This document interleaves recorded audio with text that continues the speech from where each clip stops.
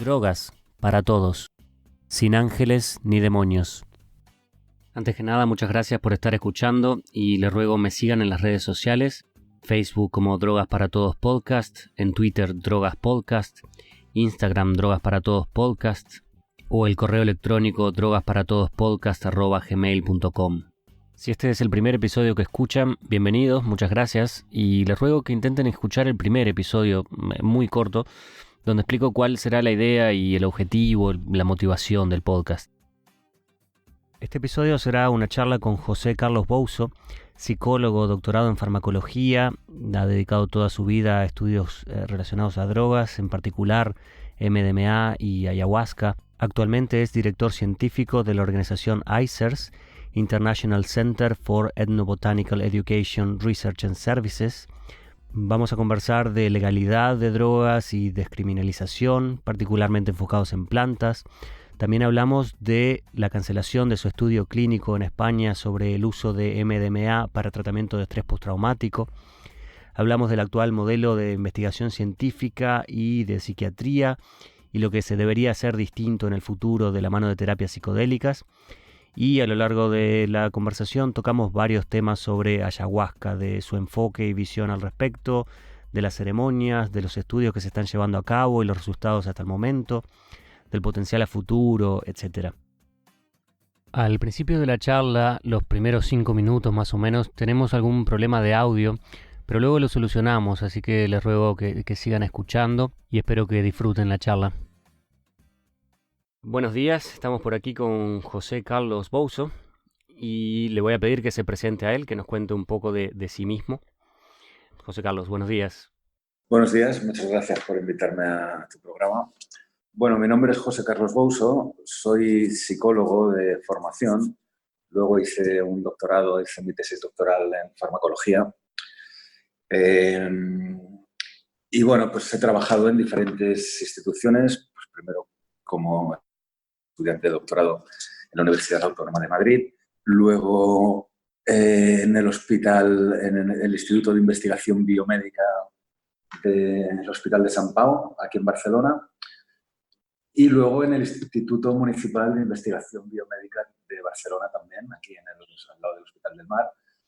Y cuando estaba trabajando tanto en Sant Pau como luego en el Hospital del Mar, bueno, pues por casualidades de contactos entre amigos, pues coincidimos en una pandilla, una serie de amigos en la que uno de ellos, Benjamín, pues había terminado de montar una fundación que se llamaba ICERS y entre algunos amigos empezamos a colaborar. Total, que ahora pues soy el director científico de esta institución, que es el International Center for Ethnobotanical Education, Research and Services. Y que hacemos pues diferentes actividades. Hay diferentes áreas, hay un área de derechos humanos y políticas de drogas, hay de otro área de comunicación y divulgación y sobre todo educación, hay un health center donde se atiende a personas que tienen han tenido algún problema a la hora de tomar pues, algunas plantas de las que investigamos y yo estar también en el departamento científico, que es el que dirijo, donde hacemos pues, diferentes investigaciones fundamentalmente con cannabis, con ayahuasca y con ibogaine.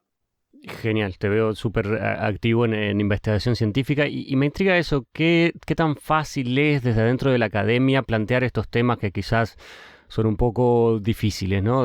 Por temas legales, por creencias o por lo que sea? ¿Es fácil decidir estas líneas de investigación? ¿Hay oposición internamente, académicamente me refiero? Bueno, las cosas han cambiado mucho en los últimos, digamos que años. Y se ha suavizado bastante este tipo de investigaciones o la perspectiva con la que se miraban. Ahora mismo, sobre todo el campo de los psicodélicos ha sufrido una transformación bastante espectacular y han pasado de ser fármacos que estaban bastante estigmatizados y considerados como inductores de locura y de psicosis a considerarse la alternativa a la psicofarmacología. Los tratamientos farmacológicos actuales en psiquiatría, pues cada vez se sabe que tienen más efectos secundarios y que son más controvertidos por también su falta de eficacia. Y los psicodélicos se están mostrando como la siguiente generación de drogas en psiquiatría. Entonces, eso quiere decir pues, que la investigación, pues el principal problema actualmente que tiene para poder desarrollar es económico, pero no porque ya los comités de ética están bastante acostumbrados, por lo Mm. menos los nuestros, ¿no? A Claro, bueno, los problemas presentar. económicos creo que los tienen todos los investigadores, en definitiva, ¿no? Sí, sí. Pero bueno, digamos que el estigma que ha rodeado eh, a la investigación psicodélica pues ya no existe y se puede, y, no sé, por ejemplo, este mes en la revista Mente y Cerebro, que es una revista de divulgación pues, probablemente de las más conocidas en España, pues la portada era sobre psicoterapia psicodélica, ¿no? Creo que las cosas han cambiado mucho. Probablemente en los 2 o 3 próximos años ya veremos los primeros fármacos psicodélicos de venta legal. Después de una pequeña corrección de audio, seguimos con la entrevista entonces. Volviendo entonces a lo que los involucra en la organización de ustedes, el ICERS, que vi que tiene una sección que justamente ofrecen asesoría legal. Y eso me parece bien hablar antes de pasar a bueno, un poco más de ayahuasca y de las otras cosas que manejan en la organización. Los temas legales en esto estamos como en una zona gris, ¿no? Algo que no se persigue, que en algún lugar es legal, que en otro es ilegal. La asesoría legal de ustedes, por ejemplo, ¿a quién está apuntada? Bueno, nuestra asesoría legal es para va a personas que son perseguidas por la utilización de alguna planta psicoactiva. Nosotros solamente trabajamos con plantas. Estoy pensando, por ejemplo, pues en casos que están siendo cada vez más comunes en España de migrantes bolivianos o colombianos que traen en su maleta hoja de coca para consumo propio, porque forma parte de su cultura y forma parte de su Ujú. forma de vida el utilizar hoja de coca, y llegan Sí. al aeropuerto y les detienen y no sé, por traer 2 o 3 kilos de mambe que no da ni para un año para alguien que consume mambe habitualmente, pues te piden 4 años de cárcel. Bueno, esto es, por ejemplo, una cosa. Otras defensas que hacemos también, pues también es muy común con la popularización de la ayahuasca, es que personas que piden ayahuasca por correo, pues en barajas detectan con un reactivo si es ayahuasca y se inicia un procedimiento también judicial. Estos son los casos que solemos defender. No defendemos narcotraficantes ni defendemos cosas raras, defendemos personas normales y corrientes que son perseguidas por una práctica que hacen, que nosotros consideramos que es legítima, y que en el caso Ujú. de la ayahuasca además es doblemente legítima, porque la ayahuasca no está fiscalizada en los tratados internacionales. Y en España, la Agencia Española de Medicamento también reiteradamente ha dicho que no está prohibida. Lo está la DMT, que es la molécula psicoactiva que está presente dentro de la Sí. ayahuasca, pero está la DMT en su forma pura, pero no en su forma de planta. Entonces la Ujú. injusticia es doble cuando se persiguen a personas por... Bueno, sería el mismo concepto que la hoja de coca, ¿no? Que la hoja de coca contiene cocaína, ¿no? No, pero en el caso de la coca sí está fiscalizada. O sea, solamente hay 3 plantas fiscalizadas, que es bastante aberrante. Prohibir plantas, Ujú. no sé en qué cabeza cabe, pero bueno, hay 3 plantas prohibidas. Una es la hoja de coca, otra es la dormidera del opio y otra es Sí. el cannabis. Entonces, lo que sí hay son muchos principios activos que se encuentran en plantas, también están prohibidos, como la mescalina, que crece en el peyote o en el San Pedro, o la psilocibina, que crece en los hongos psilocíbicos, también están prohibidas, pero no la planta. Entonces, pero en el caso de la coca sí. Sí, sí. Ahora, y sobre las ceremonias de ayahuasca, que, bueno, no sé si son legales o no, me parece que no, pero es común, o bueno, es saber popular de que existen en España, que es fácil de encontrar en España o en Portugal. ¿En qué situación legal están las ceremonias per se? Bueno, pues igual, es una especie de limbo legal. Ceremonias Ujú. en España y cada fin de semana puedes encontrar varias, sobre todo alrededor de las grandes ciudades, ¿no? Madrid, Barcelona, Sí, pero bueno, ahora que llega el verano, prácticamente en casi cualquier ciudad costera también, ¿no? pero me imagino que no hay un esfuerzo por perseguirlas del lado de la policía, ¿no? De momento no. Y Ujú. tampoco ha llegado el punto en el que se han publicitado mucho, aunque sí ha llegado a salir la ayahuasca en algunos diarios así de tirada nacional. Todavía no ha ocurrido nada remarcable para que haya, aunque yo creo que ocurrirá, para que empiecen a hablar de ella los medios de comunicación. Entonces, como hasta que los medios de comunicación no empiezan a hablar de un problema, no se genera el problema, pues de momento no parece que haya un problema con el tema de la ayahuasca. Pero yo creo que es solo cuestión de tiempo el que esto ocurra, y en el momento en que esto ocurra, pues supongo que empezarán a perseguirlas. Ujú. O sea que no sos optimista respecto a qué tipo de noticias van a venir, ¿no? Hablamos bastante sobre la influencia de la prensa en la entrevista anterior con Juan Carlos Uso, Juan Carlos, sí. y que, claro, son muy importantes en lo que después va a pasar, incluso en las leyes, ¿no? Vemos ahora una tendencia en lo que es en los hongos o en el MDMA, que todas las noticias que hay son positivas, son respecto a los estudios que están habiendo, todo positivo en los últimos quizás 10 años. En ayahuasca hay menos noticias, pero por lo que veo tú tienes miedo de que cuando empiecen a aparecer noticias todavía no sean positivas, sino todo lo contrario y sea un golpe al ambiente, ¿no? Porque con MDMA y con Z ya hemos pasado la fase de miedo, ¿no? De miedo mediático. La MDMA atravesó esa fase de miedo mediático a mediados de los 2000, 2002, sobre todo a raíz de la muerte de 2 chavales en Málaga. Con setas, pues tampoco ha llegado, pero tampoco parece que interesen mucho. Pero lo exótico es la ayahuasca, claro, porque además pues vienen chamanes de Sudamérica y tiene todos los tintes, ojalá me equivoque, pero tiene todos los tintes para poder convertirse en un fenómeno mediático en verano, que es cuando en España, no sé qué droga habrán inventado los periodistas este año, pero siempre... Sí, siempre hay un monstruo, ¿no? Ahora, para eso necesitan lo que comentaste tú respecto al MDMA, por ejemplo, alguna muerte. Y sin embargo, ayahuasca, ha habido alguna muerte, 1 o 2, creo, si no me equivoco, en Perú, en alguna condición especial, pero en general es una droga sumamente segura, ¿no? ¿Crees que podrá igual haber problemas en la prensa aunque no tengan muertes concretas? Bueno, no es necesariamente una muerte, puede ser un brote psicótico, puede ser que, yo que sé, la hija de alguien haya bebido ayahuasca accidentalmente y que haya terminado en urgencias, o puede ser tema de abusos, que esto también está bastante a la orden del día, por cierto. Es decir, la ayahuasca también tiene elementos suficientes como para que pueda, ojalá no ocurra, ¿no? Ojalá no ocurra. Pero, no sé, todas las drogas todas las drogas que se han popularizado han pasado por este proceso de socialización mediática, y ojalá me equivoque. Hasta ahora es cierto que las noticias que ha habido con ayahuasca han sido noticias relativamente positivas, ¿no? O más positivas que negativas. Pero bueno, sí, las muertes también son muy discutibles si se han debido a ayahuasca, porque la ayahuasca es un fármaco muy seguro.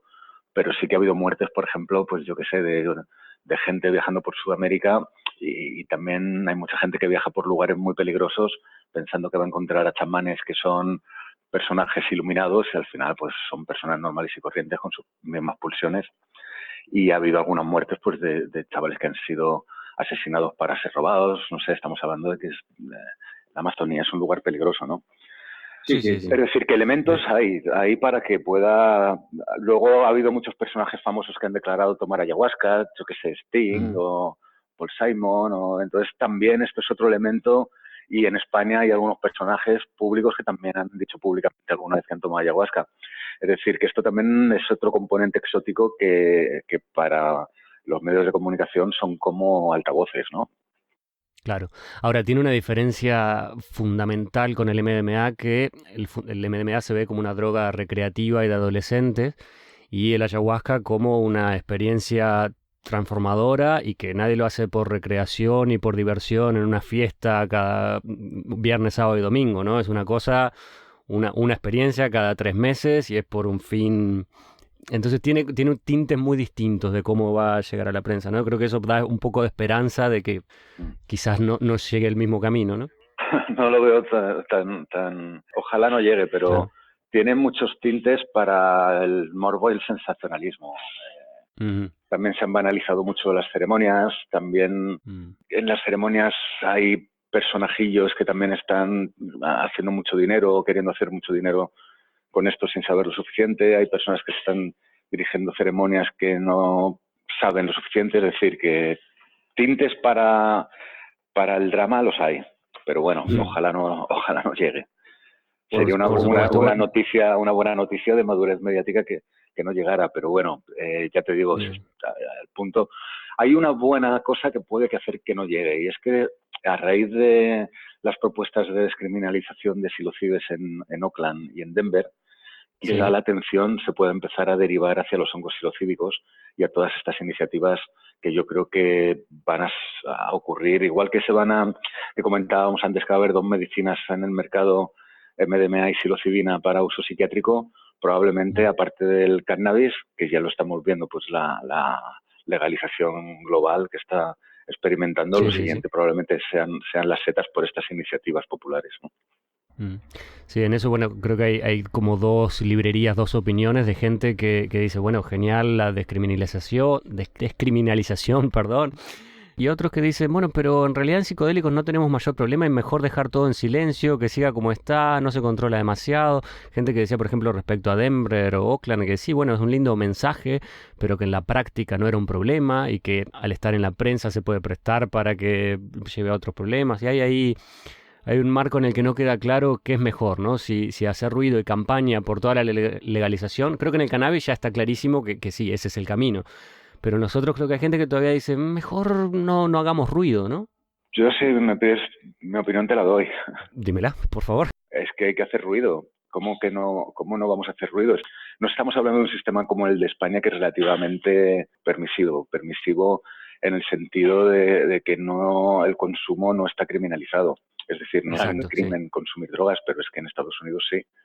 En Estados Unidos la tenencia de psilocibes por la calle o en tu coche, pues puede dar lugar a que te metan en la cárcel. Entonces, no entiendo estas voces que dicen dejémoslo como está. Mi opinión es que lo que hay que hacer es descriminalizar las cosas. Entonces, que haya una ley que luego la autoridad no cumpla, no quiere decir que dentro de un cierto tiempo venga otro policía y decida cumplirlo. No sé, yo creo que las leyes, precisamente, si no se van a utilizar, que se deroguen. O sea, me parece fascinante y me parece que igual que en el 96 hubo esta iniciativa popular y se terminó legalizando el cannabis medicinal en California, y esto ha sido un revulsivo para que a día de hoy pues creo que ya son casi 40 estados de 50 que tienen leyes de cannabis medicinal, y creo que 27 tienen iniciativas para cannabis recreativo. En medio mundo hay programas de cannabis medicinal, es decir, que ha sido como una bola de nieve que ha ido creciendo. Pues yo espero que esto que ha ocurrido en Denver y en Oakland y tal, pues siga. Además es que está ocurriendo una paradoja bastante absurda, y es que se van a terminar legalizando con fines psiquiátricos drogas como son la psilocibina y la MDMA, que estaban en la calle antes de que se hicieran los ensayos clínicos para demostrar su eficacia. Entonces, a medida que se han ido haciendo estos ensayos clínicos, que los resultados están siendo positivos y que se están publicitando tanto, porque cuando se publicó el primer artículo con una muestra muy pequeñita y tal de uso de psilocibina para depresión mayor, fue portada de muchos periódicos. Entonces, la gente en Estados Unidos, esto ha calado mucho, ¿no? Porque se ha publicitado mucho en los medios de comunicación y la gente ya no está dispuesta a esperar a que se terminen los ensayos clínicos para empezar a tomar psilocibina o MDMA, y ha aumentado la demanda de usos privados de MDMA y psilocibina de manera espectacular. Y hay una demanda de terapeutas para psicoterapia con MDMA y psilocibina de manera espectacular.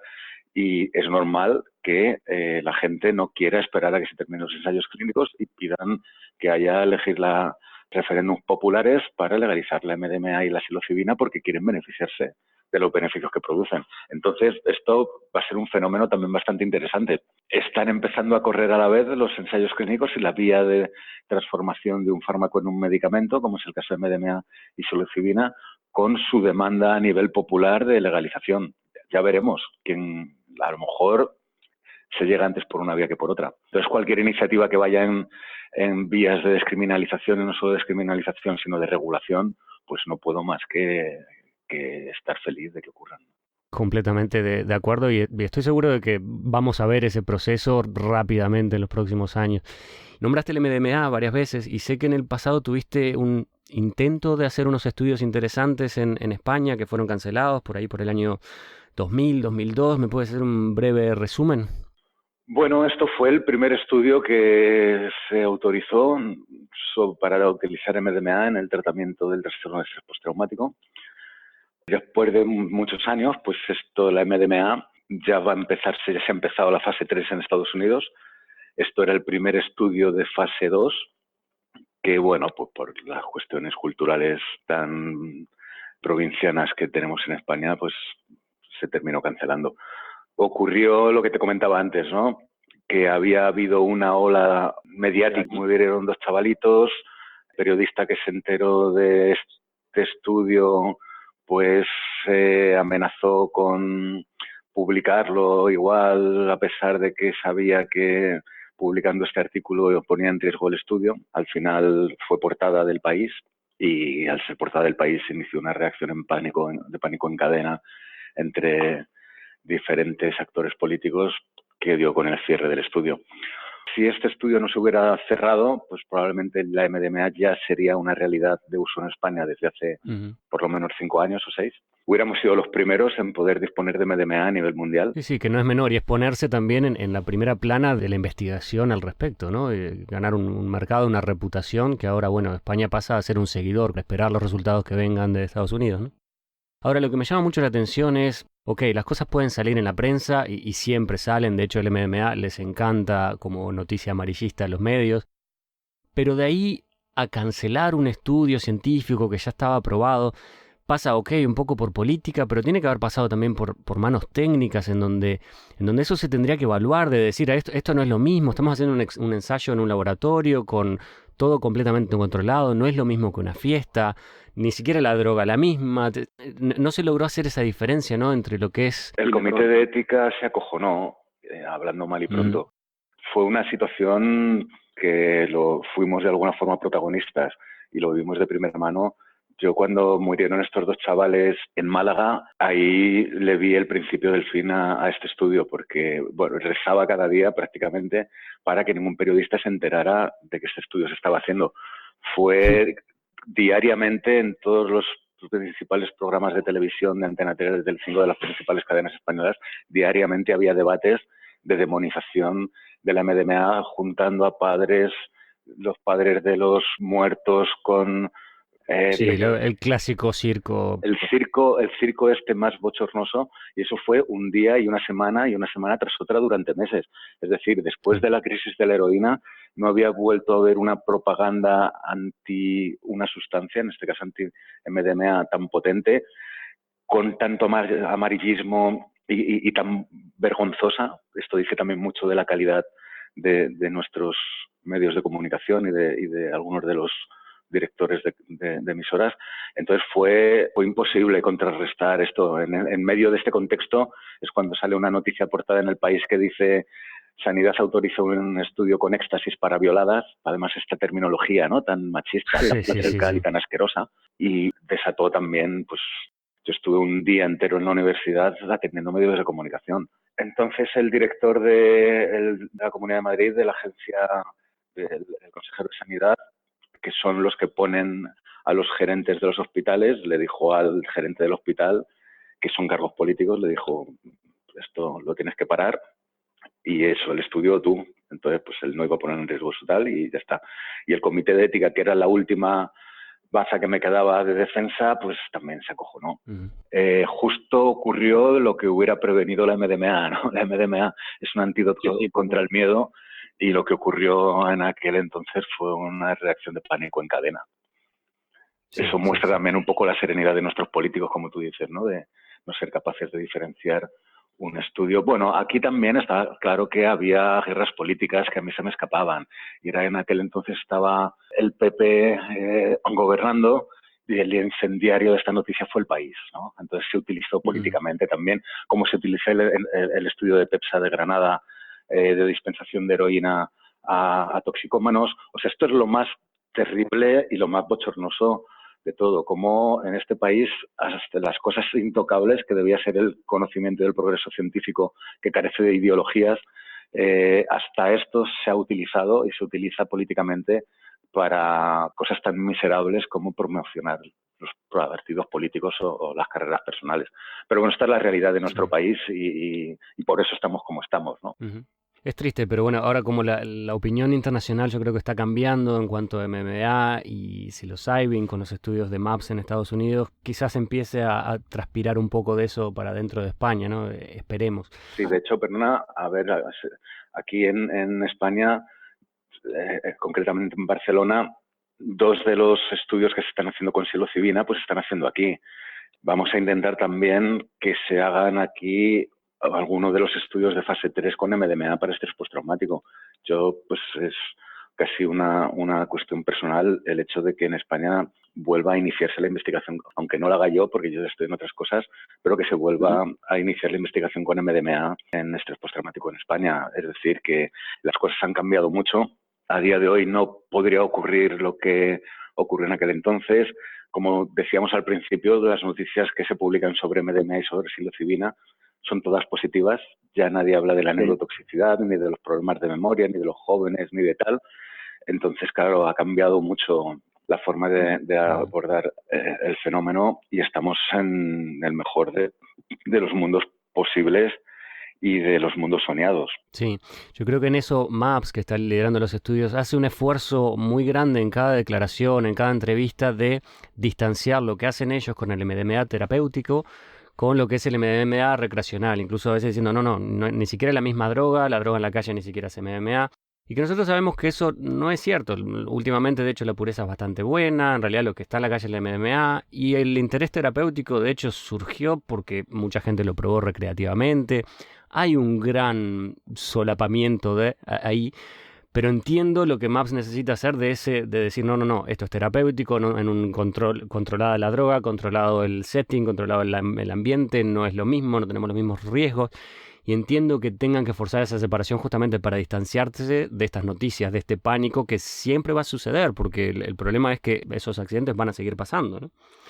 Y quizás esa necesidad fue lo que te llevó a focalizar más en plantas, a alejarte un poco de sustancias químicas en general, porque veo que el ICERS ahora focalizado en ayahuasca. Claro, cuando me cortan el estudio me joden la vida, porque esto era mi tesis doctoral y era un trabajo al que llevaba 6 años dedicado.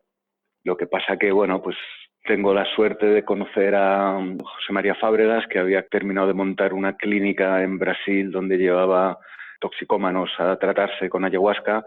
Entonces me propuso evaluar los tratamientos que hacían y además pues teníamos la suerte de que a 30 minutos caminando por la selva, de donde estaba el centro de Fábregas IDEA, pues está la sede central del Santo Daime. Entonces, de repente se abre allí la posibilidad de un laboratorio natural fascinante de personas que llevan, pues desde que estaban en el vientre materno, tomando ayahuasca cotidianamente, varias veces por semana. Y claro, de repente tenemos una población de unas 1000 personas que llevan toda su vida tomando un alucinógeno. Se nos presenta una oportunidad única en el mundo para hacer investigación con esto. Y es por ello por lo que empiezo esta línea de investigación con ayahuasca, que luego pues también por su parte Jordi Riba en el Hospital de Sant Pau estaba haciendo ensayos clínicos de administración de laboratorio. Yo estaba trabajando más en la parte de evaluación de efectos a largo plazo en consumidores.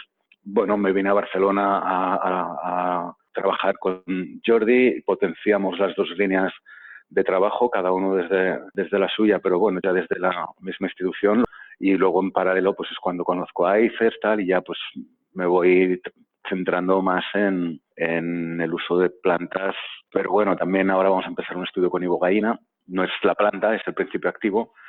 Pero bueno, digamos que es así un poco como, no porque deje de tener interés en sustancias como la MDMA, de hecho me sigue pareciendo probablemente la sustancia más interesante de todas las que se dispone ahora mismo. Y como te digo, estoy trabajando para que en Barcelona se inicie de nuevo investigación con MDMA, aunque yo no esté involucrado, pero estoy trabajando para convencer a MAPS de que haga uno de los estudios aquí, ¿no?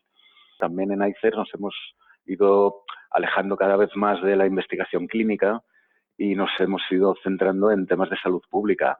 Las drogas se prohíben porque se supone que son un problema de salud pública, pero en realidad nunca se ha investigado ninguna droga utilizando criterios de salud pública, es decir, indicadores que se utilizan para evaluar la salud de la población. Entonces, cada año en España y en todos los países del mundo, cada varios años, pues hacen las encuestas nacionales de salud. Y sorprendentemente en España, en la encuesta nacional de salud, no se pregunta por consumo de cannabis, por ejemplo. Se pregunta solo por consumo de alcohol y tabaco. Pero si se preguntara por consumo de cannabis, sería muy fácil saber si el cannabis es un problema de salud pública. Bueno, yo creo que el propio hecho de que el cannabis no esté en la encuesta ya te muestra de que no es un problema de salud pública, ¿no? Que los que Claro. diseñaron la encuesta, los que la manejan, no lo consideran relevante, ¿verdad? Si lo fuera, estaría ahí. Ya, pues esto, si lo fuera, estaría ahí, y si estuviera ahí, también sería la forma de ver si es un problema. Entonces, claro, bueno, pues esto es lo que hemos hecho nosotros con ayahuasca, ¿no? Hemos utilizado la encuesta nacional de salud y se la hemos pasado a 400 consumidores de ayahuasca regulares, que creo que es una muestra bastante representativa de la población de usuarios de ayahuasca en España. Mm. Y pues nos hemos llevado, pues no ninguna sorpresa, pues lo que esperábamos encontrar, ¿no? Gente, sus hábitos de salud tampoco se diferencian en mucho de la población general. Algunas cositas sí, pues por ejemplo tienen menos colesterol, menos enfermedades crónicas, toman menos psicofármacos, que esto también es un dato bastante interesante, ¿no? Más de la mitad de nuestra muestra dejó de utilizar psicofármacos de prescripción cuando empezó a utilizar ayahuasca. Nuestra conclusión no es que la ayahuasca sea una sustancia que sirve para, pues, cambiar la vida de las personas. Nuestras conclusiones vienen a decir que la ayahuasca, pues, se puede integrar dentro de las culturas contemporáneas y de las sociedades contemporáneas, como se han integrado en su día otras prácticas de autocuidado, ¿no? Pues como el yoga, la meditación, el pilates, ¿no? La gente toma ayahuasca no porque quiera...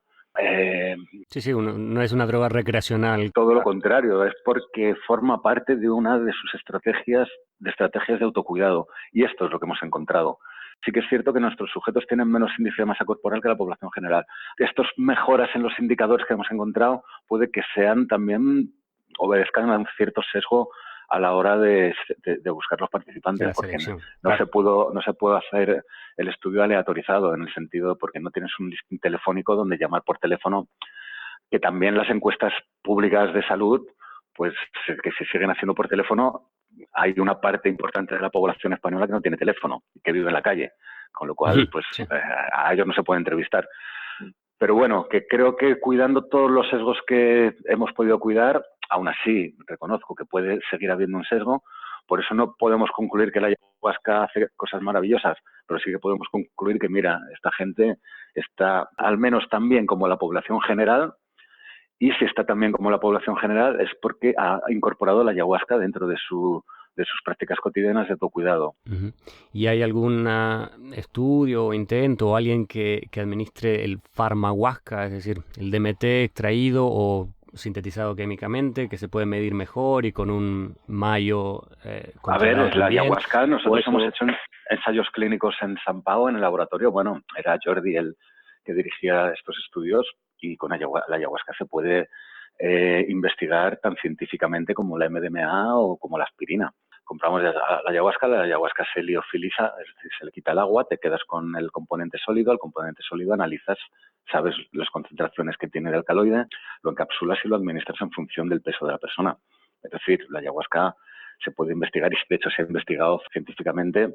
Lo que pasa es que parece que por ciencia solamente es si las cosas ocurren dentro de un laboratorio con personajillos de bata blanca.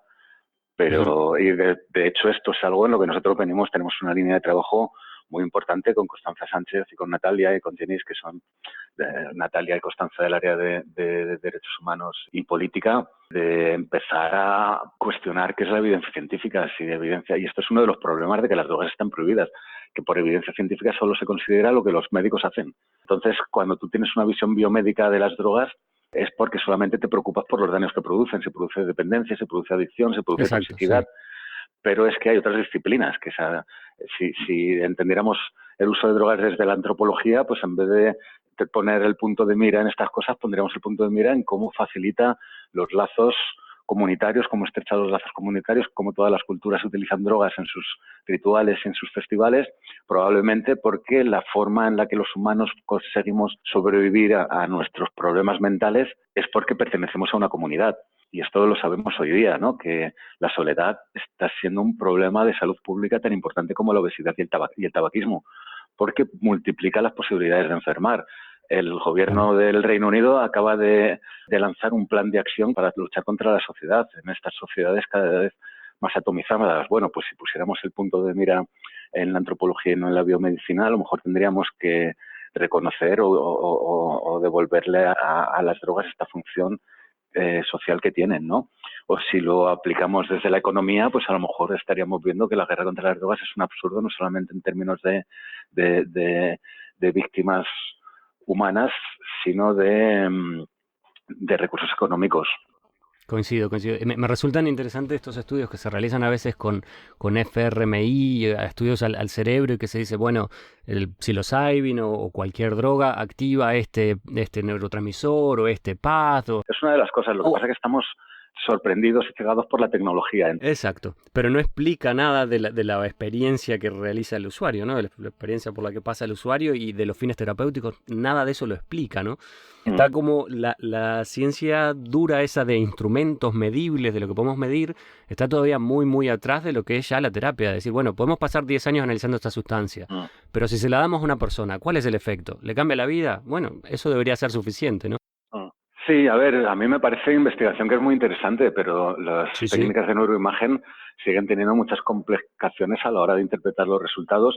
A mí me parecen estudios fascinantes y yo he participado hemos hecho estudios con neuroimagen, con ayahuasqueros y tal, pero esto no quiere decir que considere que el nivel de evidencia que viene de la biomedicina tengan que ser las evidencias que deciden la situación política de una droga. Y es en lo que estamos, ¿no? Claro. Las drogas están clasificadas en función de categorías de peligrosidad, en función de investigación biomédica, que a lo mejor no es la investigación que debe tenerse en cuenta a la hora de decidir el estatus legal de una droga. Es que el estatus legal de una droga viene definido por muchas cosas que pasan en la sociedad y no solamente por las cosas que la droga le hace a los individuos concretos. Entonces, es muy reduccionista y muestra bastante ignorancia. Pero esta es la realidad. Al final, para mover una lista de droga, una droga de una lista a otra, solamente sirven estudios científicos. Bueno. Sin duda. Hay muchas brechas en todo, ¿no? Entre la realidad y la ley, entre las leyes y la investigación, entre la investigación y el conocimiento en la gente, en la prensa. Hay brechas en todos lados, ¿no? Y me gustó en eso parte de la misión que ustedes tienen en la organización, que decía construir puentes entre el conocimiento de los chamanes tradicionales y la ciencia. ¿Cómo se enfoca eso? Porque actualmente tenemos los chamanes tradicionales hablando de mucho misticismo, de mucha religión, y eso claramente no gusta en la ciencia, no va a calar. Entonces, ¿cómo se compaginan esas dos cosas que a principio parecen colisionar un poco, ¿no? Bueno, claro, nosotros desde AICES trabajamos desde 3 principios, ¿no? Que por encima de todo, lo primero de todo son los derechos humanos. La segunda es que los cambios deben venir de abajo arriba y que la sociedad también y que la ciencia también tiene que ser democrática. Es decir, no es posible, te pongo un ejemplo, que en España, que cada año hay convocatorias de investigación, pues sean públicos los proyectos que se financian. Pero si tú tienes financiación pública, cada año tienes que enviar al Plan Nacional sobre Drogas una memoria de lo que has hecho en ese año de trabajo. Bueno, estas memorias no son públicas. Todo ciudadano debería tener derecho a saber en qué cantidad se invierten los recursos públicos y cuáles son los resultados de estos recursos públicos. Si uno va a la web del Plan Nacional sobre Drogas y ve las investigaciones que se financian, casi toda la investigación que se financia es en modelos animales. La traslación de lo que ocurre en una jaula de un laboratorio con una ratita y una dosis de cocaína a lo que ocurre en el Raval, donde están las narcosalas, hay una brecha gigante. Bueno, no hay un análisis de toda esta investigación o todo este dinero que se dedica en investigación, qué posibilidades o qué aplicaciones prácticas tiene. A eso me refiero con que la ciencia debe democratizarse. No a que cualquiera pueda opinar, hacer experimentos, porque pues, para eso se requiere una formación tal, pero sí poder ser capaces de decidir a dónde van los fondos públicos para investigar, porque es que a lo mejor no interesa dar dinero a los investigadores que trabajan con cocaína en ratas. A lo mejor hay que dar dinero a proyectos sociales. o a proyectos más aplicados, pero todo el dinero se lo sigue llevando la biomedicina. Bueno, a eso me refiero a que este segundo principio de que la sociedad civil tiene que estar involucrada en los cambios. Y el tercer principio de ICES es que todo debe estar basado en evidencia científica. Y por eso mi departamento creo que es un departamento sólido, encargado de generar evidencia. Pero cuando empiezas a trabajar te sales del hospital y empiezas a trabajar con otros colectivos, empiezas a trabajar, pues como trabajamos con Medcineras, que es un colectivo de mujeres que usan drogas y que viven en la calle y tal, pues a lo mejor no puedes hacer la misma investigación que haces en un laboratorio. A lo mejor tienes que hacer investigación más etnográfica o más antropológica. Y es que a lo mejor tienes que empezar a considerar los sujetos de investigación no como sujetos, sino también como agentes. A lo mejor es que hay que preguntarles qué queremos investigarles, porque a lo mejor la ciencia debe dejar de ser también, sobre todo si es ciencia que se hace con seres humanos, tiene que dejar de ser extractivista y colonizadora. Y ya si nos vamos al salto que hacemos en ICES de trabajar con comunidades indígenas, pues es que a lo mejor tenemos que pensar que la evidencia científica, cuando hay un conocimiento tradicional, a lo mejor ese conocimiento tradicional de alguna forma se ha pervivido porque algo de interesante debe haber dentro de ese conocimiento tradicional. A esto es a lo que nos referimos con establecer puentes. Entonces ahora estamos tratando de entender con las diferentes comunidades indígenas con las que colaboramos. De hecho, vengo el otro día de Colombia, del Putumayo, cómo trabajan y, por ejemplo, una de las sorpresas fascinantes que nos hemos llevado es que hemos ido en lo que se llaman brigadas de salud, que es ir con los taitas que van por las comunidades donde han sufrido conflicto y tratan de armonizar la comunidad. En estas comunidades ha habido, imagínate, lo que ha podido ocurrir en las comunidades indígenas colombianas como consecuencia del conflicto armado, ¿no? Donde están las FARC, donde están los paramilitares, donde están las autodefensas, donde está el ejército.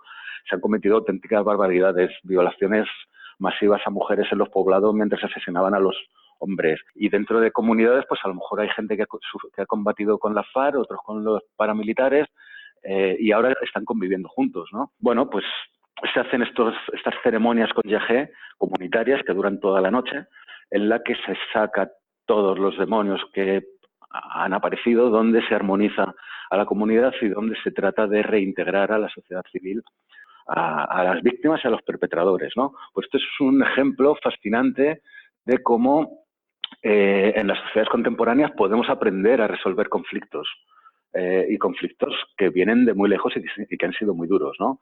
Esto es un ejemplo práctico de qué puede aprender la ciencia de lo que ocurre en los contextos más tradicionales. Bueno, quizá si a las sustancias las miramos menos desde esta perspectiva biomédica y atomizada y las empezamos a considerar desde una perspectiva un poco más con la complejidad que tienen, esto no es descientificarlas, es dignificar más bien la ciencia, extrayéndola de la hegemonía de la biomedicina, ¿no? Sí, creo que es reconocer el aporte que tienen al bienestar y no solo, creo que la ciencia se enfoca mucho, la medicina, en curar un cierto problema reconocido, ¿no? Por ejemplo, la terapia se hace para la depresión, que tiene un nombre, que está diagnosticada, pero no hay un espacio abierto para decir, bueno, esto le hace bien en general a la persona, no tiene nada que podamos decir que está mal, pero si esto le hace mejor, es válido. Como terapia, como medicina, como uso, eso no existe. Necesitamos un problema que tratar para decir, bueno, entonces sí puede ir a la farmacia y comprarlo, ¿no? Claro, pero es que además estamos hablando o sea, cuando nos queremos poner científicos, no nos podemos poner científicos en temas de salud mental, porque la psiquiatría ha demostrado ser una pseudociencia que trabaja con pseudoterapias. Y ahora que está tan de moda en el Ministerio de Ciencia de España, ha habido una campaña en contra de las pseudoterapias, en contra de las pseudociencias, pues es que a lo mejor estas señores y estas señoras que han iniciado desde el Ministerio de Sanidad y desde el Ministerio de Ciencia y Tecnología esta cruzada contra las pseudoterapias, a lo mejor tendrían que empezar a mirarse por sus propios sistemas médicos, porque en algunas especialidades médicas, como en cáncer o otras disciplinas, se ha avanzado muchísimo. Pero es que la psiquiatría, a día de hoy, sigue siendo una pseudociencia. Hace 50 años que no se descubre un fármaco nuevo. Los fármacos que existen se sabe que son poco efectivos, ¿no? Se sabe que son poco efectivos y que tienen unos efectos secundarios a largo plazo tremendos. Es decir, la psiquiatría ha fracasado como disciplina. Eh, sigue beneficiando a algunos, pero desde luego no es un modelo exportable, como tratan de hacer también ahora, y el plan este de la Global Mental Health, de tratar de que haya asistencia psiquiátrica a nivel global en todos los países de altos y bajos recursos. Pero si la forma en la que se quiere hacer esto es exportando el modelo psiquiátrico, que ha fracasado, estamos exportando algo que no funciona. Si funcionara el modelo psiquiátrico, el DSM-5, en vez de reducirse con los años, o el DSM, en vez de aumentar con los años, en diagnóstico se reduciría, porque esto querría decir que los sistemas médicos que tenemos funcionan. Las enfermedades mentales, en vez de aumentar en número, disminuirían. Las prevalencias de enfermos mentales que para depresión no sé si se calculan ya en 100 millones, disminuirían en vez de aumentar. Y sin embargo, pues estamos viendo todo lo contrario. Esto quiere decir que el sistema psiquiátrico ha fracasado, que a lo mejor estos señores deben empezar a considerar que los problemas mentales no son una cosa de un mal funcionamiento del cerebro y que a lo mejor algo tiene que ver el contexto social y que a lo mejor algo tienen que ver las condiciones de vida en las que viven las personas, a lo mejor tienen que ver en las condiciones de trabajo, a lo mejor tienen que ver en las crisis económicas que se sufren. Seguir exportando un modelo basado en que además no hay una sola evidencia de que los fármacos funcionen como ellos dicen, ¿no? El sistema monoaminérgico de funcionamiento de la depresión hace años que está desterrado. Incluso se recetan fármacos que insólitamente no ocurren en ningún otro área de la medicina, cuya etiopatogenia no se desconoce. Entonces, no sé, ya está bien, ya está bien. Creo que tengan que ser estos señores los que deciden de las drogas que tienen que estar legales y las que no, porque al final los psiquiatras son los que pontifican sobre si estas sustancias producen estados alterados de conciencia, y estos estados alterados de conciencia son patológicos o no lo son. Precisamente ellos son los menos cualificados para pronunciarse sobre esto. Y son los que en general se están oponiendo actualmente a este tipo de han ido siempre los grandes opositores. Afortunadamente esto ha cambiado mucho, pero por ejemplo en cannabis basta que venga un psiquiatra a pontificar, que además es palabra de Dios. Creo que hace unos 100 años más o menos, cuando se empezaron con las investigaciones de mescalina y de psicodélicos en general, los pioneros en esta investigación dijeron que las sustancias psicodélicas serían al tratamiento de la mente lo que el telescopio fue a la astronomía, si no me equivoco, ¿no? Y últimamente alguna otra declaración similar diciendo que este resurgimiento de los hongos, el MDMA, sería como los antibióticos para la medicina. Y creo que veremos eso, ¿no? Veremos una revolución en la psiquiatría, en la salud mental, cuando se empieza a tratar con estas sustancias que realmente afectan a la mente netamente, ¿no? Soy muy escéptico porque, bueno, como te decía, de NICERS nos estamos cada vez alejando más de los modelos clínicos para irnos a modelos sociales, ¿no? Yo ya no paso cuestionarios para evaluar memoria o para evaluar, o no paso entrevistas psiquiátricas y utilizo indicadores de salud pública. Si vamos a utilizar estos fármacos reproduciendo el modelo biomédico, es decir, cogiendo a las personas enfermas, aislándolas de su medio social, metiéndolas en la consulta de un experto, en el que a cambio de dinero te doy conversación, porque yo soy experto sobre los problemas que tú padeces, no conociéndote de nada, que este es el modelo en el que estamos ahora mismo. Si vamos a meter los psicodélicos dentro de este modelo, yo te aseguro ahora mismo que este modelo va a fracasar también. Claro, va a fracasar también. En estrés postraumático, que es, bueno, pues quizá donde me especialicé en su día y tuve más experiencia clínica y he visto cosas dramáticas de mujeres que habían sufrido agresiones terribles. Y la MDMA funciona muy bien. Para el estrés postraumático es que probablemente no se vaya a descubrir nunca nada parecido. Pero funciona mucho mejor la reparación.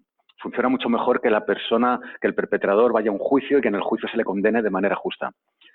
Entonces, si pretendemos resolver los problemas humanos medicalizándolos y repetir el modelo biomédico con psilocibina o MDMA no es otra cosa que medicalizándolos, no vamos a llegar a ningún sitio.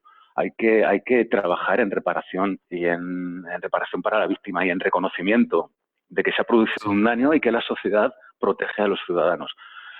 Esto es la única forma en la que los psicodélicos podrán jugar su papel. Si no, vamos a seguir repitiendo el modelo biomédico y vamos a fracasar con psilocibina, con MDMA y con lo que venga. Para mí, insisto en esto, ¿no? En que no es tampoco el grado de implicación del terapeuta o el grado de implicación tal. Para mí es cómo está el modelo social construido. O sea, por eso nosotros trabajamos tan bien con plantas y tratando de estudiar estos sistemas tradicionales, porque son lecciones absolutamente valiosas de cómo los contextos comunitarios es donde se resuelven los problemas personales. No sé, para mí me parece más interesante las ceremonias de ayahuasca que se celebran casi cada fin de semana en cualquier lugar del mundo que lo que está ocurriendo en la clínica de mi colega psiquiatra que está ahora mismo dando psilocibina a un paciente con depresión mayor. Cuando abandone la clínica va a volver al mismo sitio en el que está. Y probablemente la persona que va a tomar ayahuasca en grupo va a fortalecer su círculo de relaciones, ¿no? Y es más poderoso fortalecer tu círculo de relaciones que meterte en la consulta de un psiquiatra a tomar un psicodélico. Sin duda, sin duda. De estas ceremonias de ayahuasca, que como nombrabas es lo mayoritario, ¿no? Más allá de que se haga alguna investigación en el laboratorio, lo que pasa todos los fines de semana, como decías tú, lo que miles de personas están haciendo todo el tiempo, es esta ceremonia semi-tradicional, con un chamán, en un lugar quizás en la selva, algo por el estilo, en un grupo. De eso, bueno, no te voy a hacer demasiadas preguntas, no es el foco. Pero yo soy escéptico respecto a un punto en particular, te quiero hacer esa pregunta. En particular, sobre todos los psicodélicos, se habla siempre de la importancia del set and setting, ¿no? De lo que uno lleva adentro y de lo que hay alrededor. Y lo que yo veo es que en una ayahuasca de ceremonia uno hace un viaje a un lugar desconocido, a veces la selva, un lugar con animales distintos, con agua distinta, con comida distinta, con sonidos distintos. Bueno, se hace de noche la ceremonia, con una música que no es familiar, con gente que no conozco alrededor, con un grupo grande de gente que también va a estar tomando ayahuasca y por lo tanto va a estar vomitando, gritando, hablando. Parece un ambiente, un setting bastante agresivo o bastante fuera de lo común. Sin embargo, creo que se compensa con un muy buen set, ¿no? O sea, que la persona va abierta a esta experiencia, rendida, digamos, sin resistencia, con la mejor esperanza de sacar el mejor provecho, pero parece como que se llevan al extremo los dos, ¿no? Del set and setting, respecto a la clásica recomendación de decir, bueno, hacerlo con un amigo, en mi casa, con la música que me gusta. Son como una diferencia completa, una experiencia completamente normal de lo que toda la vida se recomendó por los clásicos LSD o hongos, ¿no? Y sin embargo igual se obtienen excelentes resultados, desbalanceando por completo el set and setting. No sé qué opinión tienes de eso. Sí, a ver, y nosotros acabamos de terminar un estudio en un centro de estos peruano, en el Temple of the Way of Light, en el que hemos encontrado resultados bastante interesantes. Esto se llama a veces el efecto Mallorca, ¿no? Tú te vas de vacaciones a Mallorca, eres inglés, te emborrachas cada noche, haces balconing, haces todas estas cosas, se te quita la depresión, pero luego tienes que volver a tu rutina, ¿no? El efecto Mallorca, pues también hay que investigarlo cuando la gente va a Sudamérica a tomar ayahuasca en un retiro donde pues tampoco es del todo tan tradicional, porque dependiendo de dónde vayas, pues los hay hasta resorts de lujo, ¿no? Pero bueno, hay de todo. Entonces, es cierto, ¿no? Que también pues las personas que van a estas cosas, pues de alguna forma les atrae cierto exotismo y desde luego están desinformadas en buena parte de que es una ceremonia de ayahuasca y que es la ayahuasca. O sea, esta cosa de que la ayahuasca es una cosa espiritual, es que la espiritualidad no se entiende lo mismo aquí que en la Amazonía, es que en la espiritualidad amazónica también está incorporada la guerra. Y en la Amazonía también se utiliza la ayahuasca para guerrear como arma de guerra y como arma de venganza y como tal. Es decir, que el mundo amazónico es muy complicado y el uso de la ayahuasca también. Pero por eso nosotros también lo que trabajamos es por devolver a las comunidades estos usos legítimos, ¿no? Y de hecho tenemos un trabajo que ha hecho Maya Coget, que es una de mis colaboradoras, un trabajo fascinante de campo en la Cataluña rural, donde pues España, por razones históricas, de ciertas casualidades, pues fue el primer país al que la ayahuasca llegó cuando salió de la selva. Y a los núcleos urbanos de España llegó la ayahuasca mucho antes que a muchos núcleos urbanos pues, de Brasil o de Ecuador o de Perú. Es decir, en España se podría considerar casi tradicional el uso de ayahuasca. La Unión Europea creo que considera 15 años el que algo sea tradicional, pues aquí ya llevamos casi 30 o 40. Me refiero a fármacos, ¿no? bromas aparte o ironías aparte, ¿esto qué ha hecho? Pues que haya personas pues que en su día, cuando llegó la ayahuasca, pues se retiraron al campo, tal, y hay comunidades de personas en España que utilizan la ayahuasca, que utilizan el peyote, que hacen temazcales, que viven en lo que nosotros llamamos comunidades fenomenológicas. No son comunidades en las que todos viven juntos, sino que repartidos por el valle, pues están las casitas y cada fin de semana se juntan para tal. Es decir, un uso, como explicaba antes, de abajo arriba, de cómo las comunidades también se pueden autoorganizar y no es necesario para esta gente irse a tomar ayahuasca a Colombia o a Perú, porque la tienen en sus propios y forman parte, y sus hijos forman parte de esta comunidad, y son comunidades fascinantes de cómo pues la ayahuasca y las plantas tradicionales y algunas tradiciones amazónicas se han incorporado en Europa, y esto lo estamos encontrando también en otros países, pero España, ya te digo, es por razones históricas, es donde más vivamente se ve. Y bueno, pues, no sé, este trabajo que estamos empezando a enviar ahora a publicar por partes, pues muestra o es lo que nosotros pensamos que deberían ser estas cosas, ¿no? Que es la forma, además, de que autónomamente y orgánicamente estas plantas estén integradas sin grandes necesidades tampoco regulatorias, como hablábamos antes, sino simplemente por la autorregulación que hacen los usuarios. Sí, a veces se encuentran opiniones un poco escépticas respecto a las ceremonias de ayahuasca en el sentido de la apropiación cultural, de decir, bueno, vienen estos europeos occidentales a meterse en nuestra sociedad, a tomar algo que para nosotros es súper sagrado, tradición, y lo toman quizás con otros, o en otras intenciones, en otros contextos. Y sobre eso tuve la oportunidad de preguntarle era un representante de una tribu de República Dominicana, los taínos, que de hecho supuestamente están extintos, y este hombre que era el director del Museo de Historia Nacional de Nueva York, si no me equivoco, por los últimos 20 años, y él estaba intentando revivir toda esa cultura de los taínos, demostrar que en realidad no se extinguieron, sino que era un toma de prensa, pero bueno, el tema es que como parte de toda esa charla él habló de su droga equivalente a la ayahuasca en la tribu de los taínos, que no es la ayahuasca, pero similar. Y le hice esta pregunta directamente, de decir, ¿qué opina usted o cuál es la opinión en general entre los jefes de tribus de este acercamiento occidental que está viendo a las cosas tradicionales de las tribus, ¿no? De si lo ven como algo, una apropiación, como una invasión, o si lo ven bien? Y lo que me dijo fue que estaban contentos de que así fuera, que estaban preocupados de que sus nuevas generaciones a veces no seguían estas viejas tradiciones, y que ellos estaban convencidos de que eran sumamente importantes y valiosas, y que por lo tanto, bueno, del punto de vista de él al menos, y lo que opinaba que era la opinión generalizada, él me decía, para nosotros está todo bien. ¿Qué opinión has leído tú de cuando has contactado a esta gente? Si tienen la misma apertura, ¿no? Es un fenómeno muy complejo porque las sociedades no se han mantenido puras e intactas, incontaminadas en los últimos 500 años. Ninguna de las tradiciones amazónicas probablemente es tradicional. Las sociedades tienen intercambios culturales y la esencia de las culturas es precisamente el intercambio cultural. No sé, se dan fenómenos tan curiosos como que algunas de las tribus amazónicas brasileñas, estoy hablando por ejemplo de los Puyanaguá, pues a lo mejor tienen 50 años de historia de uso de ayahuasca y aprendieron a tomar ayahuasca con los miembros del Santo Daime de Acre.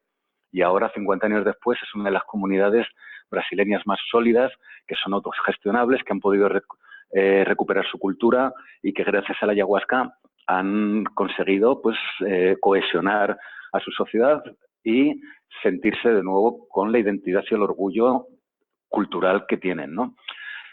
Y lo han aprendido del Santo Daime, que deberían ser los impostores, porque los que utilizaron por primera vez ayahuasca fueron los indios, no fueron los religiosos, ¿no?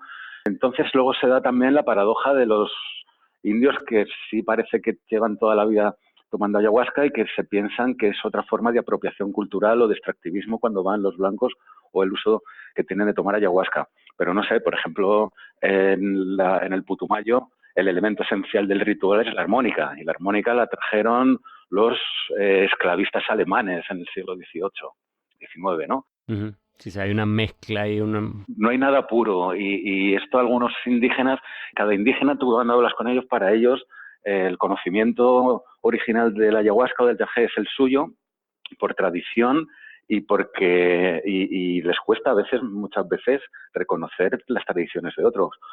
Bueno, si tienes una visión un poco más holística, el conocimiento yo se lo reconozco a todos y desde luego cuando estás con ellos sabes que saben mucho y que tú eres un aprendiz y a la vez sabes que esto no es patrimonio de nadie y que la ayahuasca ha salido de la selva hace 100 años y está en el mundo globalizado y en el mundo capitalista. Y es así. Pero ya te digo, la tradición no existe. Entonces, y menos en Sudamérica, donde pues, han pasado por allí todos los curas de haciendo todas las atrocidades que han sido posibles, ¿no? Sí, estoy de acuerdo. Creo que tienes una visión pragmática y coincido en eso y creo que a largo plazo sí va a haber un diálogo, una simbiosis y esto va a ser beneficioso para todos. José Carlos, te he robado muchísimo más tiempo del que habíamos hablado inicialmente. Súper interesante la charla. Quedaron otros temas afuera, así que quizás den hasta para otra charla, porque no sé, por ejemplo, de Lili Iboga no mencionamos nada, del peyote, no sé si estás en contacto. Quizás en el futuro otra charla, pero por ahora te agradezco muchísimo y la mejor de la suerte con las investigaciones que estás llevando a cabo ahora. Bueno, pues muchas gracias por tu interés en nuestro trabajo. Muchísimas gracias, hasta luego. Adiós, un saludo.